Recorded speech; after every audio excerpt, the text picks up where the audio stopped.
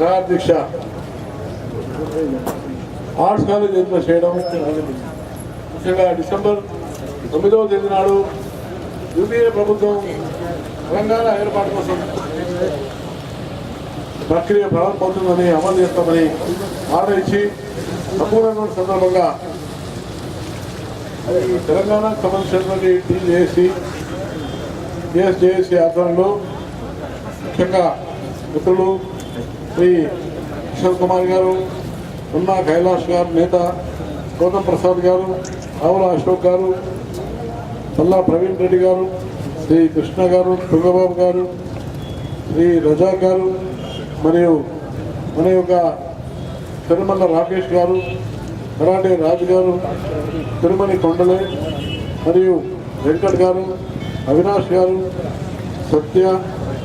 సోదరి సత్య, సోదరి కవిత, సోదరి సరిత, సోదరి స్వరూప, సోదరి విజయ, స్ఫూర్తి, స్వప్న, కరుణ తదితరులందరూ కూడా ఈ యొక్క సామూహిక నిరాహార దీక్షలో పాల్గొని మీరు మళ్ళీ ఒకసారి యూనివర్సిటీలో తెలంగాణ ఉద్యమం ఆర్పలేదు, ఇది వెలుగుతున్నటువంటి జ్యోతి అని మీరు ఇవాళ నిరూపిస్తున్నందుకు నేను మీ అందరినీ పేరు పేరున హృదయపూర్వకమైనటువంటి ధన్యవాదాలు తెలియజేస్తూ, ఇప్పటి వరకు టీఆర్ఎస్ నాయకులు, పొలిట్ బ్యూరో సభ్యులు జగదీశ్వర్ రెడ్డి గారు చాలా సవివరంగా మీ అర్థం మీ ముందు విషయం వచ్చారు.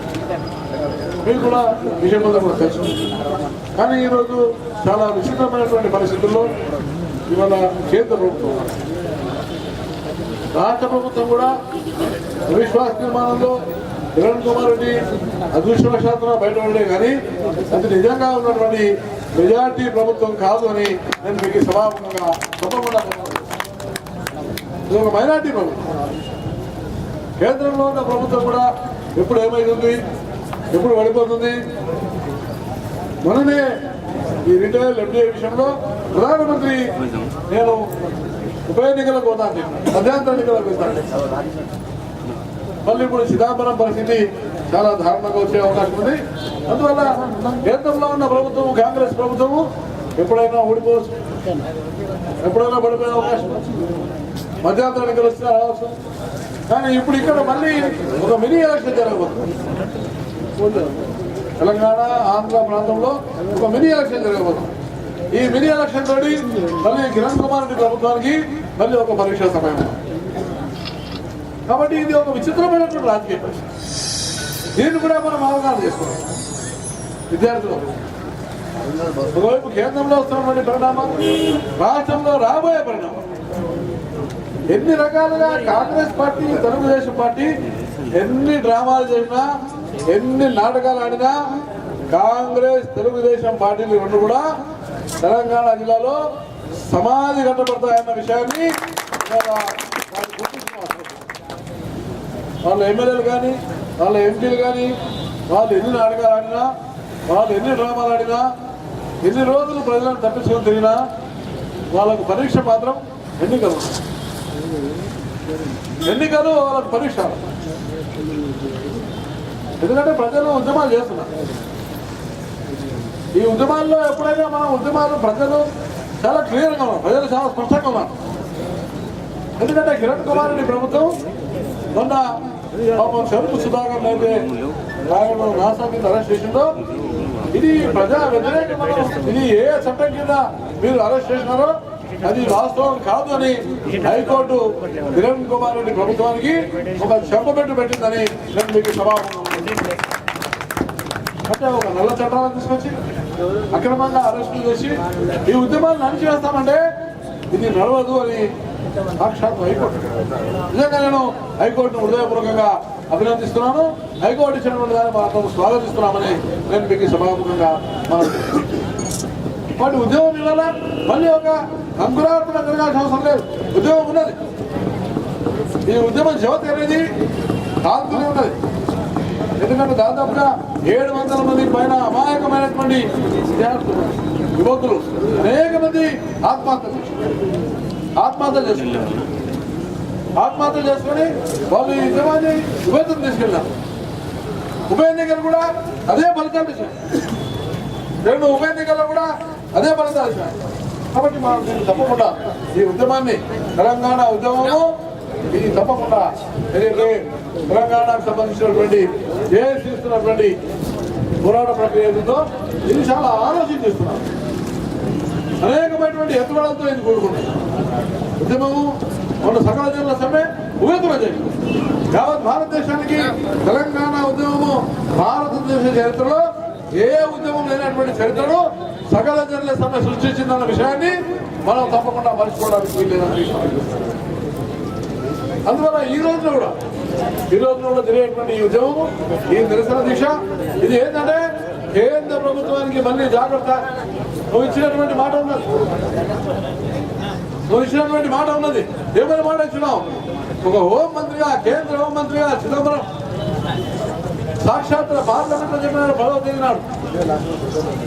తేదీ నాడు పార్లమెంట్ లో చెప్పినాడు. 9 అర్ధరాత్రి బయట ప్రకటన చేసి 10వ తేదీ పార్లమెంట్ లో చెప్పినాడు. ఏమని తప్పకుండా తెలంగాణ రాష్ట్ర ప్రక్రియ ప్రారంభమవుతుంది అని చెప్పినటువంటి కేంద్ర హోంమంత్రి ఎందుకు వెనకరిస్తారు? ఎవరు దీనికి కారకులు అనేది స్పష్టంగా హోంమంత్రి చెప్పాల్సిన అవసరం. కానీ తప్పించుకుంటా ఉన్నాడు. 2 సంవత్సరాలు తప్పించుకున్నాడు. 1 సంవత్సరం కృష్ణా కమిటీ పేరు మీద తప్పించుకున్నాడు. మనం ఓపిక పట్టినాం. 2వ సంవత్సరం కూడా మళ్ళీ అదే విధంగా మళ్ళీ కాలయాపన మళ్ళీ ఏమంటున్నాడు ఆయన మళ్ళీ రాజకీయ పార్టీ ఎవరు చూస్తాం? ఏ రాజకీయ పార్టీలు చూస్తాం? ఏ రాజకీయ పార్టీలు అయితే మోసం చేస్తున్నాయో మళ్ళీ వాళ్ళే పిలుస్తాం. చెప్పాల్సిన రాజకీయ పార్టీలు స్పష్టంగా చెప్పినాయి. నిర్ణయం తీసుకోవాల్సింది కేంద్ర ప్రభుత్వం, కాంగ్రెస్. అందుకనే మనం అంటున్నాం తెలంగాణకు first villain Congress. First villain ఇది కాంగ్రెస్ పార్టీ.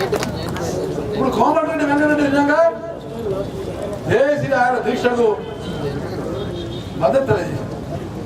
కనీసం ఆయన మంత్రి పదవి పర్లే, కానీ కనీసం మన విశ్వాస తీర్మానం వచ్చినప్పుడు నీ ఆత్మవిశ్వాసంగా నువ్వు ఓడేసుంటే కోమటిరెడ్డి వెంకటరెడ్డి తప్పకుండా మళ్ళీ తెలంగాణ ప్రజలు గౌరవించేవాళ్ళు తప్ప లేకపోతే ఆయన గౌరవించే పరిస్థితి. మళ్ళీ నువ్వు ఎందుకు మార్చుకోవడం ఉద్దేశం? ఒకరు నిజంగా ఆయన అవిశ్వాసానికి కానీ వ్యతిరేకంగా ఓటు వేసినా ఆయన నిజంగా అవిశ్వాసానికి అనుకూలంగా ఓడేసుంటే ఇవాళ కోమటిరెడ్డి వెంకటరెడ్డి జనార్దన్ లాగా మళ్ళీ ఒక హీరోగా నిలబడేవాడని నేను మీకు జనార్దన్ రెడ్డి బయటకు వచ్చినాడు. రాజీనామా యాక్సెప్ట్ చేసుకున్నాడు. కానీ కొంతమంది భయపడుతున్నారు. ఇంకొంతమంది రాజీనామాలు చేయించుకోవడానికి భయపడుతున్నారు. కాబట్టి ఈ పరిణామాలన్నీ కూడా మనం గమనించాల్సి వస్తుంది. వాళ్ళు అటు వెనక కూడా ఒక ముందు పోతున్నారు. పైన ఉద్యమం యొక్క తీవ్రత వాళ్ళందరి మీద ఉంటుంది. ఉద్యమం యొక్క తీవ్రత అందరిలో ఉంటుంది. కాబట్టి మన అందరం ప్రయత్నం ఏంటంటే మేము తప్పకుండా నేను బీజేపీగా చెప్తున్నాము ఈ పార్లమెంటు సమావేశంలో తప్పకుండా మళ్ళీ ఒకసారి కాంగ్రెస్ పార్టీని దోషిగా నిలబెట్టడానికి సుష్మా స్వరాజ్ గారు ఆమె తీవ్రమైనటువంటి ప్రయత్నం చేస్తున్నారు. నోటీస్ ఇచ్చినారు కేంద్ర ప్రభుత్వానికి కాల టెన్షన్ పోషించారు. తెలంగాణ ఒక ఇష్యూ తీసుకున్నారు. కాబట్టి మళ్ళీ ఒకసారి యూపీఏ ప్రభుత్వాన్ని తప్పకుండా బోర్డు నిలబెట్టి పార్లమెంటు ద్వారా మళ్ళీ దేశ ప్రజలకు తెలంగాణ ఉద్యమం ఏ విధంగా మోసం చేయబడుతున్నది, తెలంగాణ ఉద్యమాన్ని ఏ విధంగా అణచివేసే ప్రయత్నం చేస్తున్నారు, తెలంగాణ ఉద్యమం ఇంకా ఆరలేదు, తెలంగాణ ఉద్యమం నాకు తప్పకుండా నమ్మకం ఉన్నది. మళ్ళీ రేపు ఎప్పుడైనా ఇది మళ్ళీ ఉవ్వెత్తున లేచేటువంటి ఉద్యమం తప్ప ఇది చల్లారే ఉద్యమం కాదు అని నేను కేంద్ర రాష్ట్ర ప్రభుత్వాలకు తెలియజేస్తా ఉన్నాను. తప్పకుండా ఇప్పటికైనా మీరు ఆలస్యం కాలేదు. పార్లమెంట్ లో బిల్లు పెట్టారు. ప్రక్రియ ఒకటే ఉంది. రాజ్యాంగ ప్రక్రియ ఏమిటి? పార్లమెంట్ లో బిల్లు పెట్టాలి. పార్లమెంట్ లో బిల్లు పెడితే మేము ఎన్డీఏగా కాంగ్రెస్ పార్టీగా విశ్వాసం ఉంటే మిగతా వాళ్ళు ఏంటో వచ్చినా రాకపోయినా 165 మంది ఎన్డీఏ సభ్యులు మేము ఏ షరతు లేకుండా తప్పకుండా బిల్లుకు సపోర్ట్ చేస్తున్నామని నేను మీకు సభాముఖంగా తప్పకుండా కాబట్టి సునాయాసంగా శాంతియుతంగా సామరస్యంగా జరిగిన దాన్ని అనవసరంగా అగ్నిగుండంగా మార్చే ప్రయత్నం చేయకూడదని కేంద్ర ప్రభుత్వానికి నేను తప్పకుండా హెచ్చరిక చేస్తూ చిదంబరం గారు మళ్ళీ ఆత్మ పరిశీలన చేసుకోవాలి. చిదంబరం గారు ఆత్మ పరిశీలన చేసుకోవాలి. ఎవరెన్ని మాటలు చెప్పినా నువ్వు కేంద్ర హోంమంత్రిగా ఉన్నావు. కాబట్టి ఒక ఆత్మమైనటువంటి ఒక దీన్ని నువ్వు ఆత్మపరిశీలన చేసుకొని నువ్వు తప్పకుండా ముందుకు రావాలి తప్ప వెనుక కడిగేస్తే చిదంబరం కూడా బతికేటువంటి పరిస్థితి ఉన్నది.